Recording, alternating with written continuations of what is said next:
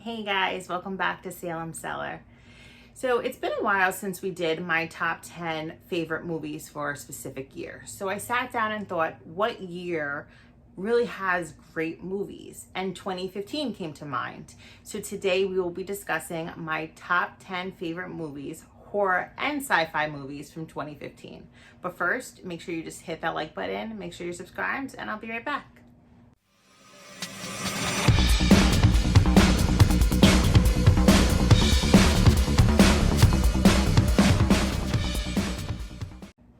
So this list will be in complete random order. At number 10 is Jurassic World.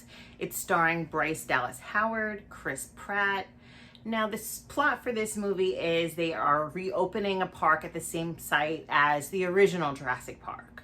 They're creating dinosaurs, and one specific dinosaur that they're creating is called the Indominus Rex. This thing is part raptor, it can camouflage, it is a ultimate predator. And shit just hits the fan from there. I just loved this film from start to finish. I know a lot of people don't, because I think a lot of people are stuck with the original Jurassic Park and how great that was. But this movie was visually stunning. There's a scene when there's two little boys, they're going to visit their aunt at Jurassic World, and they go into the hotel room, and the view is phenomenal. Like, he runs in by the window and you see the entire park, and it's stunning. The dinosaurs are cool. It's tons of action. It's everything you would want in a Jurassic Park movie. I loved it from start to finish. Chris Pratt's hysterical. The acting is good. I have no complaints. That's why it's number 10. But yeah, this movie is really great. Jurassic Park was one of my favorite movies ever. I can't really say I liked the sequels after Jurassic World, but Jurassic World to me is a great, great movie.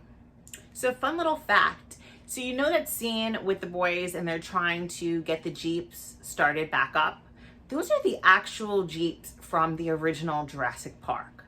They didn't have to modify them at all because those Jeeps were literally just sitting there rotting since the first film. I thought it was pretty cool. I had no idea about that. I just thought that was a fun little fact. So if you haven't seen Jurassic World, I highly recommend it. Next on my list at number 9 is Terminator Genisys.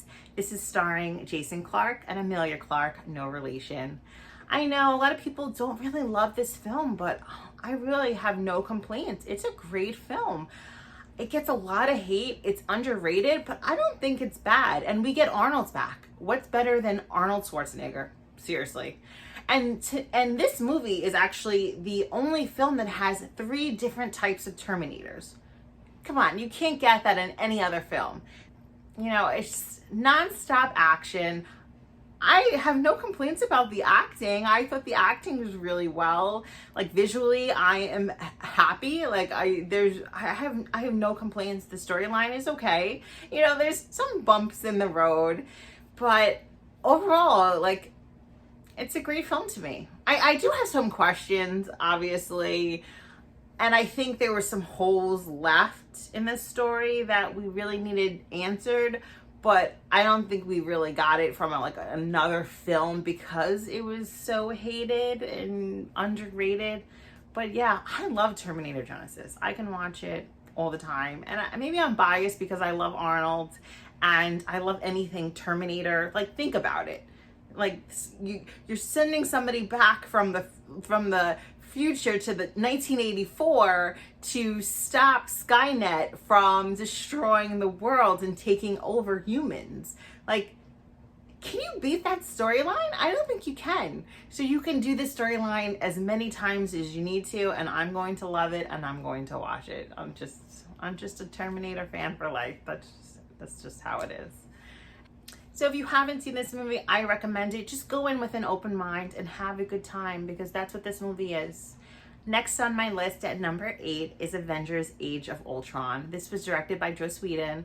I love Joss Whedon's work. I've been a fan of Buffy and pretty much like everything he's created for the last 20, 30 years.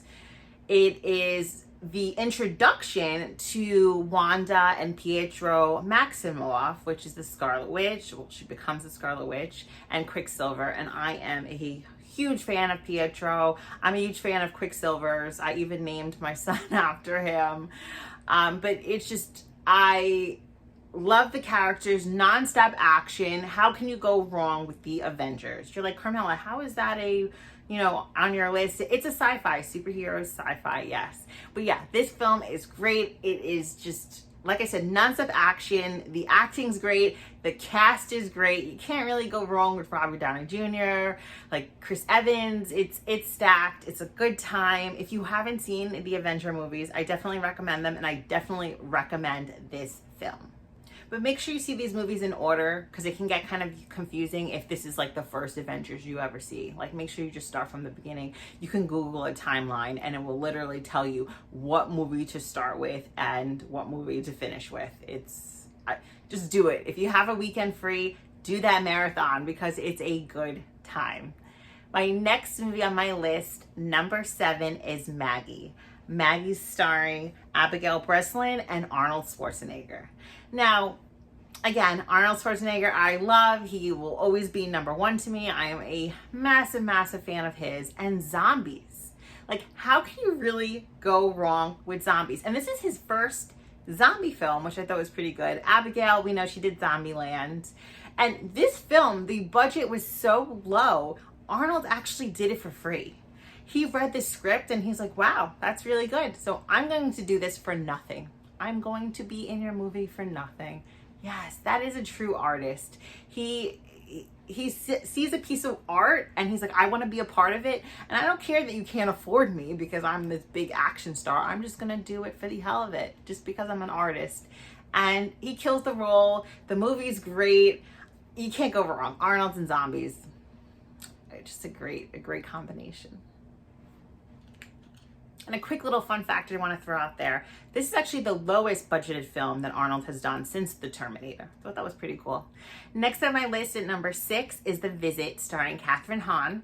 And it was directed by M. Night Shyamalan. Who doesn't love him?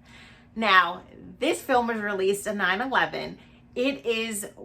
It's pretty much typical to his other films. Like, you're watching it and you're like, what is going on? You're waiting the entire time for a twist, because he is known for his ridiculous, amazing twists at the ends of his films. And this one does not disappoint. I don't want to spoil it, but boy, I did not see it coming. The entire time I'm watching this film, I'm thinking it was something supernatural, because just a lot of weird stuff was going on. I'm like, what's the point? It's kind of like the found footage, kind of like, there's a little boy and a girl, brother and sister. They go to visit their grandparents that they haven't seen for years. Now, I don't even think they remember what they look like. It's been a while. I think like the mother and the grandparents had a falling out.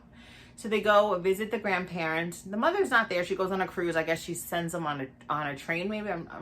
It's been a while since I've seen it.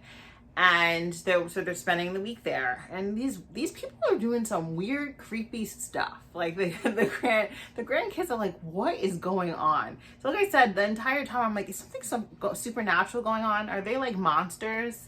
And the ending was like, whoa, okay.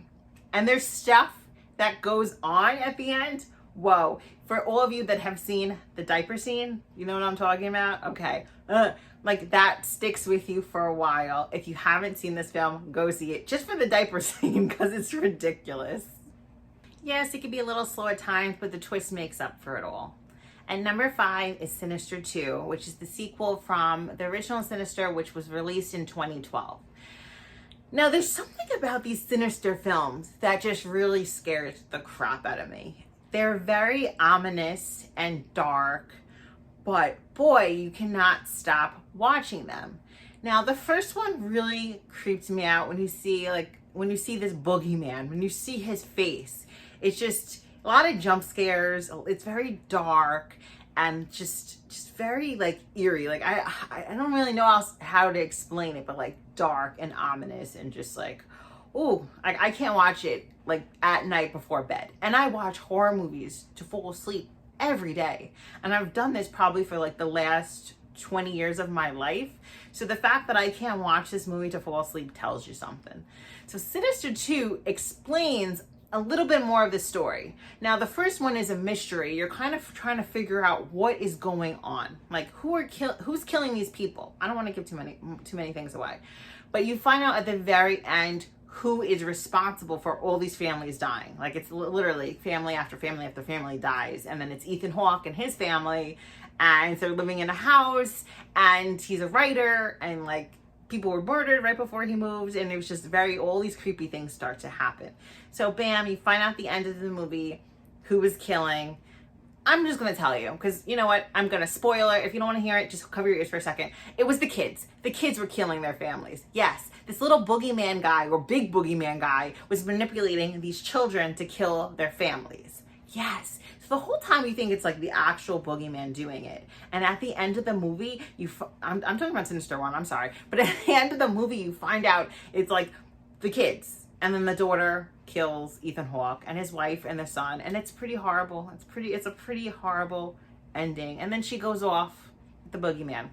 So the second film, I'm back to it now, it elaborates more on that story. You actually see the children being manipulated by this boogeyman. I'm going to call him the boogeyman. He does have a name, but I can't remember at this moment. But you do see him manipulating, like brainwashing these kids, and they're using like other dead kids that he brainwashed in the past. I guess, I don't know if it's like, if they're little demons now, if it's their spirits, like what they actually are, but he's using them to manipulate the next child. So you see this process, and the whole movie, you kind of think it's like one kid being manipulated, and you find out it's another. But I really love this one because it does show you more of the story. You're not kind of like guessing. You're seeing it front and center now.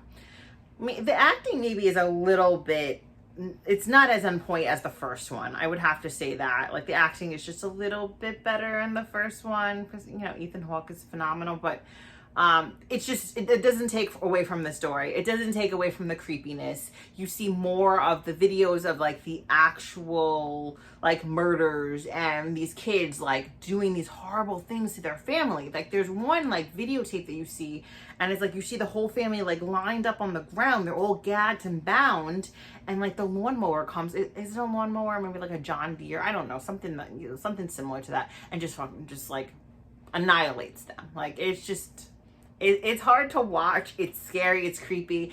That part those parts don't really scare me. It's just when you see his face, when you see this boogeyman's face, he's just, there's evil. Like, I don't know what to think about, like what other word I can use besides just like straight evil and creepy, and just, no, don't watch before bed if you're going to watch this film. His name is Bagul. It just came to me. Okay. Bagul, not the boogeyman, but it sounds like the boogeyman, right? Okay. At number 4 is Paranormal Activity, The Ghost Dimension. Now, this movie was released October 23rd. It was actually shot in 45 days, which I thought was pretty cool. But yeah, right in time for Halloween, you have this movie, and it is freaky. Freaky. I love the Paranormal Activity movies. I remember when the first one came out. It was released in certain movie theaters, and it wasn't playing anywhere near me, which bummed me out. But finally, after it blew up, I got to see it in the theaters, and boy, was that creepy. A little slow at times, but creepy. If you watch every single Paranormal Activity movie in order, it's a different game. It is so scary. It is so creepy. You throw in Toby in the mix. I think this is the first film that Toby was actually like visible. You hear Toby, you see the kids talking about Toby in the previous films, but this is the first time I think he actually has form. I could be wrong, but I'm pretty sure. And Toby to me is like the devil. He's like this big demon where you think he's not. You think like maybe he's being controlled by the witches in other films. No, he is the big bad, and you find that out in later films. But yeah, this one is scary. I would probably have to leave the lights on. I could probably fall asleep to this movie, but I'm guaranteeing nightmares because, boy, a lot of jump scares, a lot of things you didn't expect. Yeah, if you haven't seen the Paranormal Activity movies, I definitely recommend it. Go in order though. Start from the first. First a little slow, I'm gonna tell you. Second one, it starts to pick up, and then it's a ride. It's like going up the roller coaster, and then bam, like woof. Yeah, watch them if you haven't. And this is the only movie in the franchise that doesn't have Katie Featherston as adult Katie in this film. I thought that was pretty interesting. Don't forget to watch these in order if you do watch them. Next on my list in number 3 is Krampus. Yes, Krampus was released in December of 2015, right in time for Christmas. How perfect. It's starring Toni Collette, Adam Scott. Now, this film is definitely a great one. It is one of my favorite Christmas movies. Like, definitely one of my favorite Christmas horror movies. There's something about Krampus that I am obsessed about. I don't know. It's like evil Santa. It's just, I've loved Krampus before. I don't know, for like pretty much my entire life, I've loved him. So when this movie came out, I'm like, yes, Krampus. And it's funny. It's a dark comedy. It's not all serious and like horror. There's a little funny in it. You know, their characters are really funny. There's certain situations that go on that we can totally relate to, like during the holidays, getting like together with family and it's being like, it's a complete shit show. I just know personally, I have OCD. Things have to be a specific way. I'm sure my sisters could, you know, vouch for that. So during the holidays when I'm cooking and cleaning and everything has to be perfect and like somebody comes and destroys it all, like I lose it. So watching this in Toni Collette, like watching her in this role, I'm like, I felt it. Like I feel your pain, you know, because I've been there. But this is just a great film. It's funny. You don't go into this like being 100% serious, because then you're not going to have a good time. It's meant to be fun. It's dark. It's a little ridiculous. Some of the acting is a little questionable, but it's a good time. There's like little creepy little monsters everywhere appearing. It's a funny horror film, and I love my dark comedies. So yeah, that's number 3. Remember, just go into it with an open mind and have a good time. That's what these movies are for you to just relax and enjoy yourself. And number 2 is Ant-Man. Ant-Man starring Paul Rudd. Love Paul Rudd. Like, who doesn't love Paul Rudd? Sorry, I love Paul Rudd. I'm gonna cue the picture right here. Okay. And also Michael Douglas. Now, when I found out that Paul Rudd was going to be Ant-Man, I was super excited. He's like everything I want in a movie. Like, first of all, he doesn't age at all. Like, you remember him in Clueless? You remember him in that bad Halloween film? I actually like it, but it is a bad film. He does not age, and he's hysterical. Like, he's funny. So he's a superhero. He's funny. He's cool. Like, what else could you want? And he's smart. Like, win. I just love Ant-Man. So Ant-Man is in the same Marvel universe as the Avenger movie that I listed earlier. So I'm sure if you're doing that marathon weekend I suggested, this will be somewhere on the timeline. At number 1 is Human Centipede 3. You guys are like, Carmela, really? Gross, barf. Yeah, Human Centipede 3. I like it. It's bad. It's really bad, but it's funny. It's a good time. Now, this is starring Eric Roberts. This is about a sadistic warden who wants to punish his inmates by like putting them all together, like 500 of them. Like, if you know Human Centipede, you know it's like a mouth is connected to somebody's behind, and it's like, yeah, they like pretty much connect their mouths to the person in front of them's like butts, and it's like a line, like a centipede. Yeah, you guys are picturing it in your head. Yeah, it's as disgusting as you guys are probably picturing it. Now, for all of you fans of the first film, you know what I'm talking about. Like, these movies are ridiculous.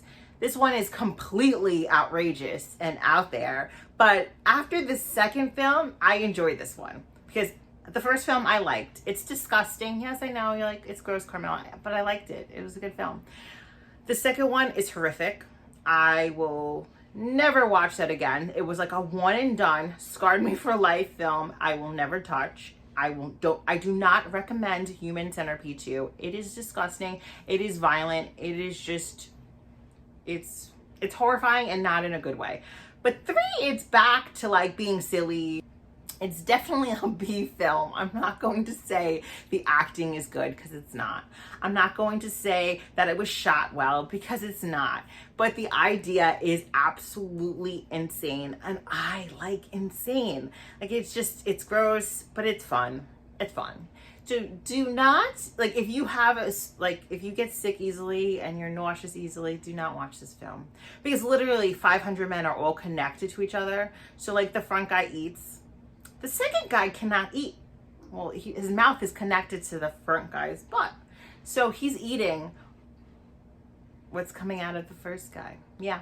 So the second guy is eating that, and the third guy is eating what's coming out of the second guy. And this is happening with 500 men. Yeah. So it's disgusting. It's pretty shocking, but you know, it's ridiculous. If you want to see something completely ridiculous and you want to have a good time, and if you don't get grossed out easily, I recommend Human Centipede 3. If you get grossed out easily, don't do it. Stay away from this franchise. Just stay away from the second one altogether, honestly. Just don't do that one at all.